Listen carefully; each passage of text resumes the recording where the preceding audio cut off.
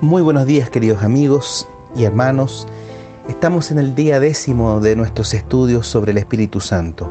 Hoy vamos a estudiar el ejemplo de oración de Jesús y los discípulos. Una y otra vez Jesús nos muestra que durante su ministerio Él fue un hombre de oración. Mientras enseñaba y atendía incansablemente a las multitudes, después de ello dedicaba tiempos para orar. Lucas capítulo 5 versículo 16 dice: mas él se apartaba a lugares desiertos y oraba. Lucas también informa que antes de llamar a los discípulos, él también pasó toda una noche orando. En aquellos días él fue al monte a orar y pasó la noche orando a Dios. Y cuando era de día llamó a sus discípulos y escogió a 12 de ellos, a los cuales también llamó apóstoles. Lucas 6, 12 y 13. También en el monte de la transfiguración Jesús oró. Eso está en Lucas 9, 29. Era atraído por el Espíritu a pasar mucho tiempo con su Padre Celestial en oración. Respondía a la profunda necesidad interna de orar. Sabía que solo mediante esos momentos de oración sería uno con el Padre y se le concedería poder para hacer las obras que Él vino a hacer. Jesús ganó muchas victorias sobre las obras de Satanás a través de esos momentos de oración con su Padre. Cuando leemos que Cristo confrontó a Satanás en la vida de hombres y mujeres y en la naturaleza, en la forma de posesión demoníaca, enfermedades, muertes, tormentas, etc., no vemos a Cristo en ese momento que haya estado en profunda oración con su Padre pidiendo poder para salvar. No, para nada. Ya había recibido ese poder del Padre durante los momentos íntimos de oración que había tenido. Cuando se enfrentaba a Satanás y a sus obras, Jesús simplemente pronunciaba la palabra con el poder y la autoridad de su Padre. Y el poder de Satanás entonces se quebraba. La palabra de Cristo echaba fuera demonios, sanaba enfermos, resucitaba muertos, calmaba la tempestad. La lección es clara, queridos amigos.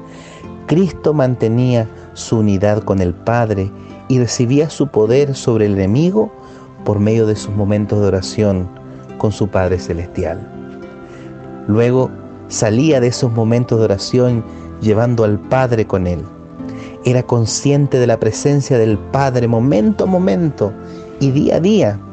Cristo mantuvo esa unidad consciente y muy real con el Padre a lo largo de toda su vida. Cada vez que confrontaba a Satanás, estaba preparado para enfrentar el desafío y ganar la victoria a causa de su vida de oración. ¿Saben? El ejemplo de vida de Jesús, de oración, también lo siguieron los discípulos. Ellos también comprendieron que es parte primordial del ministerio que ellos iban a hacer después de que Cristo ascendiera, era orar. Cuando el crecimiento de la iglesia comenzó a demandar cada vez más tiempo a los discípulos, se establecieron diáconos para servir a las mesas. Y los discípulos establecieron sus prioridades. En Hechos capítulo 6, versículo 4 dice: y nosotros perseveraremos en la oración y en el ministerio de la palabra. Entonces, los miembros de la iglesia primitiva eran hombres y mujeres de oración. También se registra en Hechos 2:42: y perseveraban en la doctrina de los apóstoles, en la comunión los unos con los otros, en el partimiento del pan y en las oraciones. Los primeros creyentes oraban en el templo, en sus casas, afuera en la naturaleza. En Hechos 16:13 dice que un día de reposo, un día sábado, salimos fuera de la puerta junto al río, donde solían hacerse la oración, y sentándose hablaban a las mujeres que se habían reunido en ese lugar. Todos los apóstoles eran hombres de oración.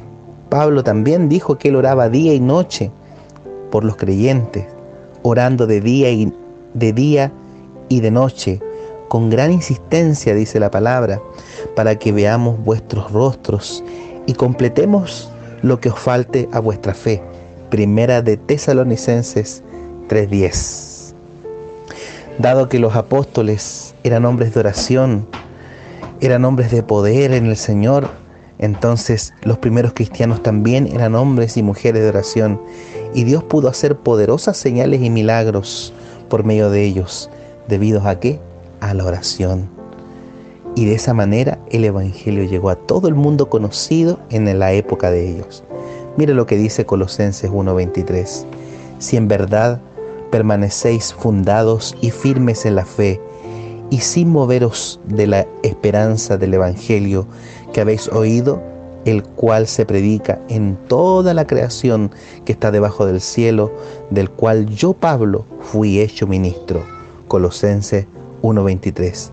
Entonces, querido amigo y hermano, Dios te llama a ser un hombre y una mujer de oración, un poderoso guerrero de oración.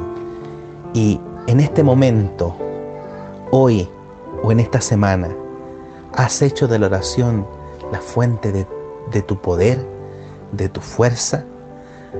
Tienes esta relación estrecha con el Padre Celestial, así como Jesús lo tenía. Quiero invitarte para que tú puedas reflexionar en estas palabras. Y no olvides también de comentar esta reflexión con tu amigo de oración y orar junto con él y pedir el bautismo del Espíritu Santo y suplicar a Dios que te ayude a ser un guerrero de oración, una guerrera de oración. No olvides de orar por tus amigos que aún no aceptan a Jesús. Es muy importante que tú los apoyes con tus oraciones. Que Dios te bendiga grandemente.